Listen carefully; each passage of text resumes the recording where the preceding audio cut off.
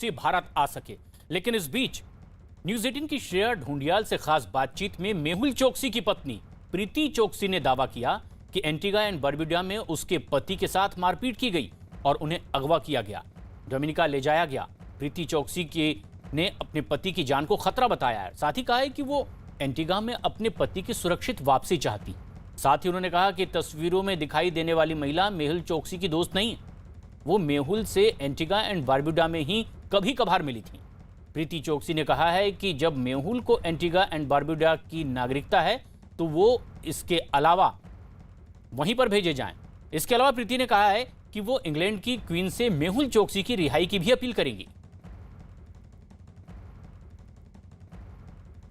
I have managed to speak to him, and he said that he was going for dinner, and he went to pick up Barbara to go for dinner, and she came out of the house. He said, "Come inside," and she said, "Come inside. I want to show you something." She does some house renovations, and he just got out for a minute. He left the car running. Car keys were inside the car, house keys, everything. And he went inside. Both doors were open of that house, front and back. And then they just these men ran in to the house and started beating him up, tasering him, and then they tied him to a wheelchair. They gagged his mouth, covered his head, and put the whole wheelchair in a boat. When they initially came and started, shouting at him, they said, "We are from the police." Shreya ढूंढियाल हमारी सहयोगी इस वक्त हमसे phone line पर सीधे जुड़ रही हैं। श्रेया, आपने एक लंबी बातचीत की है मेहुल की पत्नी से, क्या इंटेंशन उनकी इन पूरी बातों का था? देखिए, 15 मिनट की बातचीत हुई उनसे मेरे साथ कल, और मुझे जो एक बात समझ के आई है वो ये है कि वो अपनी कहानी बताना चाहती हैं। देखिए, हर स्टोरी का दो पक्ष होता है। ये मेहुल चोकसी और उनके परिवार का पक्ष है। वो साफ साफ कह रही है, जो मिस्ट्री वुमन की बात आ रही है इंडियन मीडिया में, ये मिस्ट्री वुमन जो है ये इनको अगस्त 2020 में मिली। ये इनकी पड़ोसी थी और ये इनकी जिंदगी में आती जाती रही। लेकिन इन मेहुल चोकसी की जो वाइफ है प्रीति, उनका एकदम मानना है कि ये जो मिस्ट्री वुमन है जिनका नाम बाबरा है, जिनको वो जानती थी, ये जो पूरा प्लॉट है मेहुल चोकसी को अबडक्ट करने को, उनको अगवा करने का, ये इस प्लॉट का हिस्सा है। और ये जो प्लॉट है मेहुल चोकसी की वाइफ के अकॉर्डिंग, ये भारतीय एजेंसीज, डोमिनिकन एजेंसीज और एंटीगन एजेंसीज ने एक साथ मिलकर प्लॉट किया। एक और चीज मेहुल चोकसी की पत्नी प्रीति चोकसी काफी क्लियरली कह रही हैं। वो कह रही हैं कि not just for this an abduction, ये सिर्फ अबडक्शन नहीं था। एक पॉइंट ऐसा भी आया इस पूरे अबडक्शन में, जब मेहुल चोकसी ने कुछ लोगों को बात करते हुए सुना, अपने अबडक्टर्स को बात करते हुए सुना कि अब इसका क्या किया जाए, क्या इसको मार के समुद्र में ही फेंक दिया जाए। ये सारी बातें मेहुल चोकसी की पत्नी हमें बता रही हैं। वो ये भी कह रही हैं कि उनको काफी आश्चर्य हुआ जब एंटीगा के प्राइम मिनिस्टर गैस्टन ब्राउन हैं, जब उन्होंने बाहर आके कहा, साफ तौर पे कहा कि भाई हमें मेहुल चोकसी नहीं चाहिए, इनको सीधे भारत भेज दीजिए। तो मेहुल चोकसी की पत्नी कह रही हैं, कोई भी प्राइम मिनिस्टर ऐसी बात कैसे कर सकता है? हम एंटीगा के सिटीजन हैं, हमारी जो सिटीजनशिप का जो हियरिंग है वो चल रही है एंटीगा के कोर्ट में। तो ये जो एंटीगा के प्राइम मिनिस्टर बोल रहे हैं बहुत दुखद है। इसलिए मैं क्वीन ऑफ इंग्लैंड से अब जाके अपील करूंगी कि मेरे पति को सुरक्षित एंटीगा लेके आया जाए। अब आप सोचेंगे कि क्वीन ऑफ इंग्लैंड से क्यों भाई अपील करेंगी, वो रहते तो ये एंटीगा में है।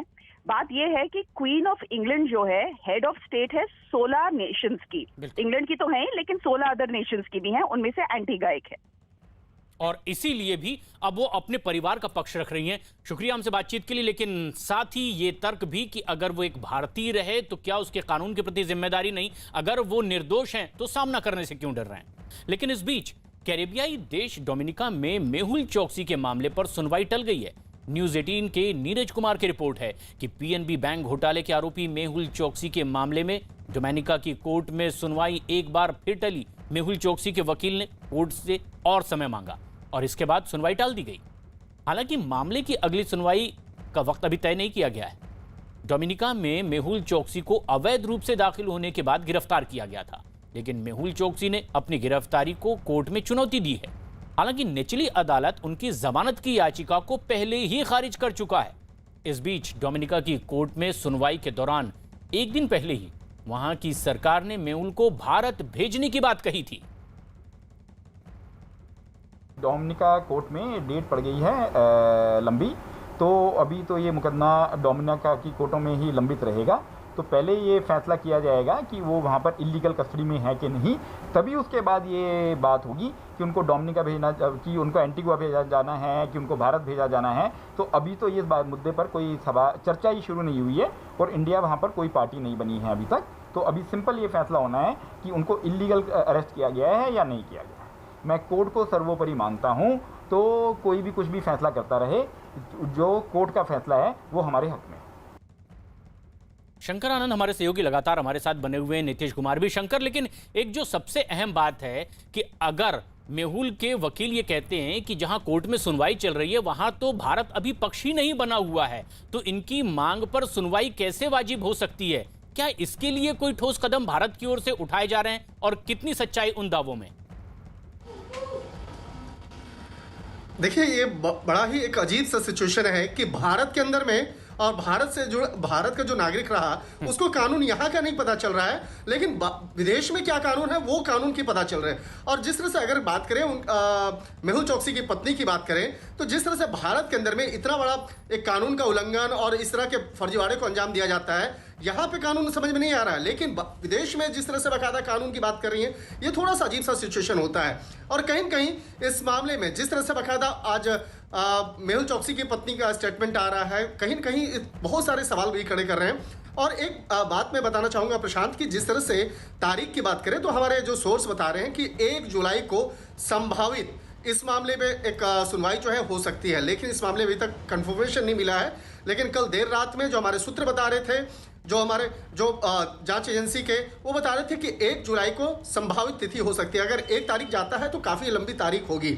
लेकिन यहाँ पर ये देखने की बात होगी कि जिस तरह से भारत से भागा हुआ फरार आरोपी जो है, उससे संबंधित कई महत्वपूर्ण दस्तावेज, कई महत्वपूर्ण सबूत हैं और उसको किस तरह से बकायदा भारत आगे रखता है। इस मामले में जिस तरह से मेहुल चोकसी के कई सवाल हो रहे हैं, किस तरह से उसके द्वारा जो वकीलों के द्वारा वहां पे रखे जा रहे हैं, तो उसका किस तरह से खंडन किया जाए। एक तरह से साफ तौर पर कहा जा सकता है कि अपने ही जाल में जो बुना हुआ जाल था उसमें मेहुल चोकसी फंसता हुआ नजर आ रहा है। और इस तमाम तथ्य को, तमाम सबूतों को कोर्ट में अगली सुनवाई के दौरान रखा जाएगा और निश्चित तौर पर उसको भारत में जल्द ही उसको लाया जा सकता है। इसके लिए तमाम जो कोशिशें की जा रही हैं। लेकिन ये एक बड़ी खबर भी आप दे रहे हैं कि 1 जुलाई को इस पूरे मामले की सुनवाई संभव है। आधिकारिक तौर पर इसका ऐलान नहीं किया गया है, लेकिन कार्रवाई अभी आगे और बढ़नी बाकी है।